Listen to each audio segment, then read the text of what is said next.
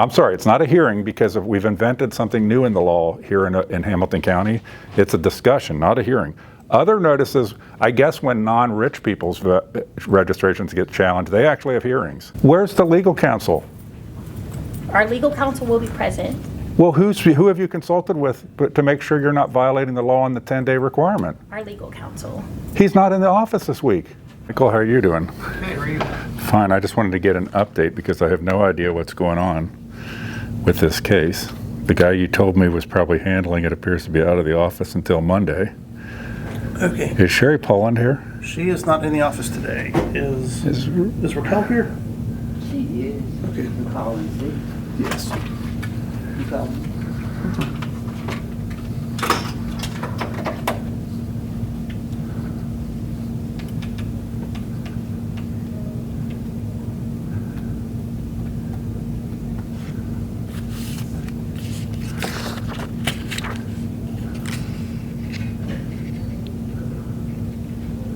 A few moments later.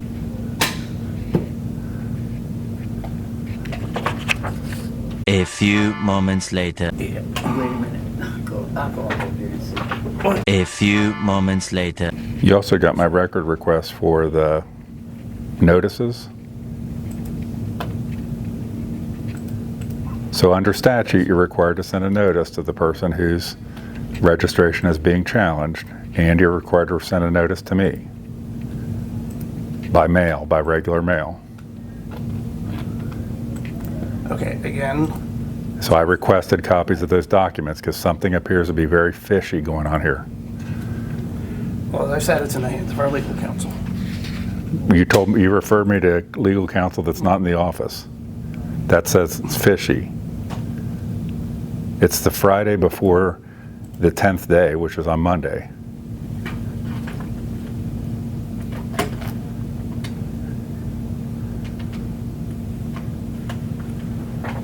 A few moments later. Raquel, hit the front counter, please.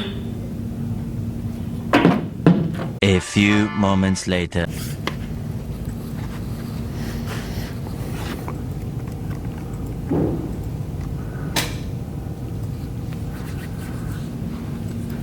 A few moments later.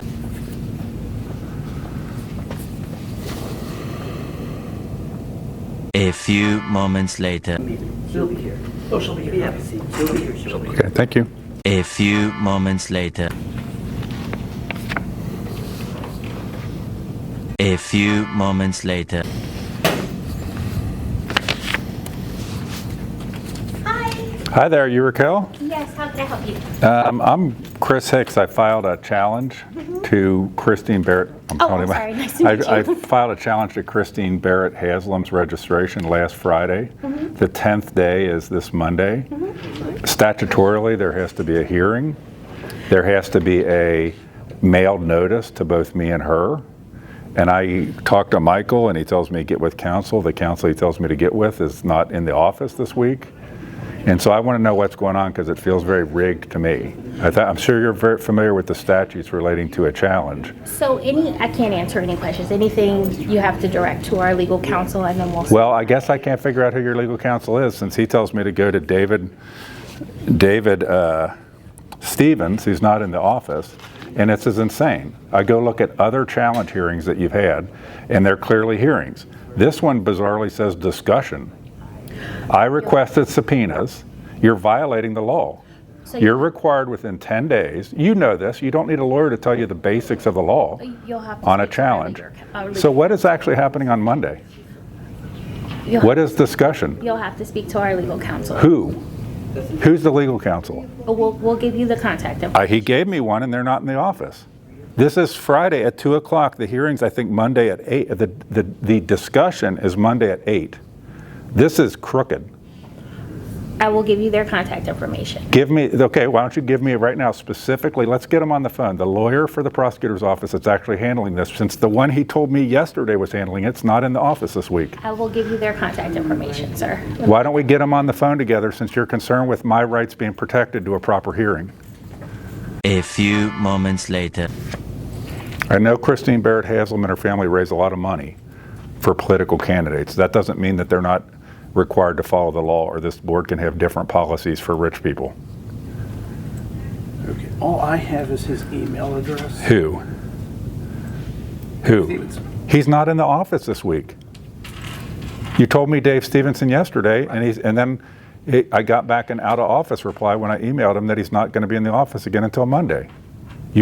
So obviously you're obviously working on this. It's the last business day before the 10-day requirement for a hearing, and you guys don't even know who the legal counsel is. That is our legal counsel. Then how has he been consulted? He's not in the office.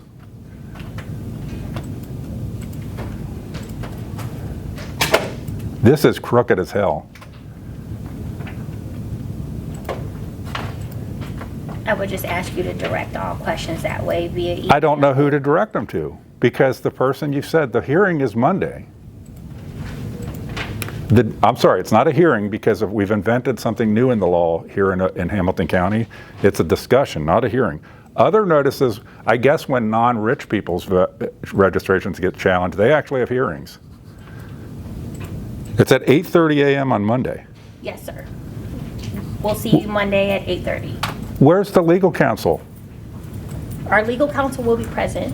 Well, who have you consulted with to make sure you're not violating the law on the 10-day requirement? Our legal counsel. He's not in the office this week. You're lying. Do you lie a lot? Does boards of elections lie a lot? I think that would be something you don't want to do. You're telling me your legal counsel, he's not in the office. He told me to go to him, I did. Not in the office till Monday. So you're lying. Who have you consulted with that it is legal counsel, particularly to this challenge?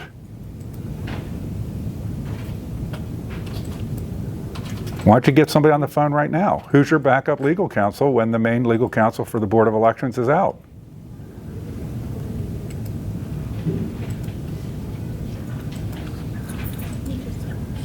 Give an email address. Sure. I need a phone number too. It's 2 o'clock on a Friday. The hearing's on. You're crooked as hell. This is crooked as hell. Can I get the list of people that don't need to follow the law because they're rich donors? Or where registration challenge hearings are treated differently because they're big contributors? Maybe Alex can give that list.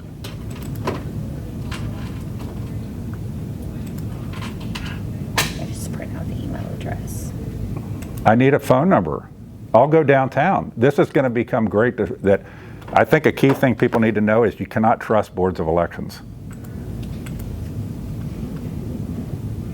I can't believe on a registration matter, I guess if you have money, how much does it cost me? I live in Claremont County, but how much can I pay or donate to somebody so I can vote in Hamilton County? I just put it on a Word document. Oh. Yeah. And just print out both. Put both. Is there an amount? Like if I bundle more than $500,000 a year for candidates that are preferred by people on the Board of Elections board, I can vote wherever I want? A few moments later.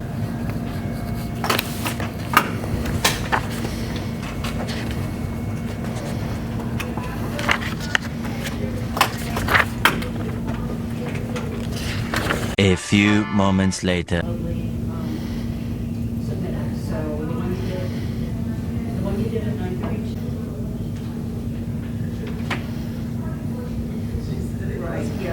A few moments later.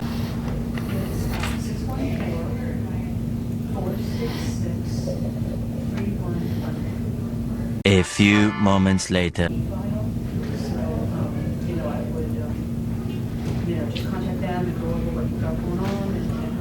A few moments later. So here's the contact information for our legal counsel and our backup legal counsel. That's not. And our backup legal counsel, there's 2 people on that paper you can reach Has out Mr. to. Dressing? Why don't we get him on the phone right now so we can You see? can reach out to him and ask him. Why aren't you? Don't you? You're the. You can Okay, reach out so to I him would and like a copy. According to statute, when somebody files a challenge, you're required to 3 days before the challenge by first-class mail send notice if there's been a challenge filed to the person it was filed against and to the person who filed it. I already made a record request to him yesterday for copies of those letters. So I'd like to have copies of those letters right now. The copy of the letter that went to Christine Barrett Haslam and the letter that went to me, that's required by 350324B. Give me 1 second. A few moments later. What do you want to bet there's no letters? This is all rigged because they're big contributors. A few moments later.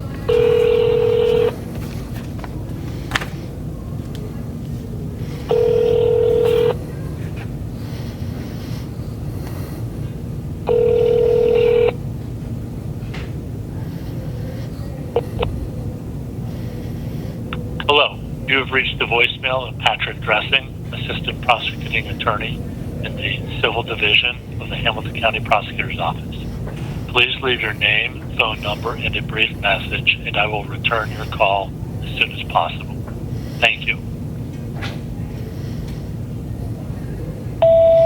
Hey Patrick, my name is Chris Hicks. I was just told at the Board of Elections by Raquel Burgos that you are the person working on a challenge that I filed to Christine Barrett Haslam's registration.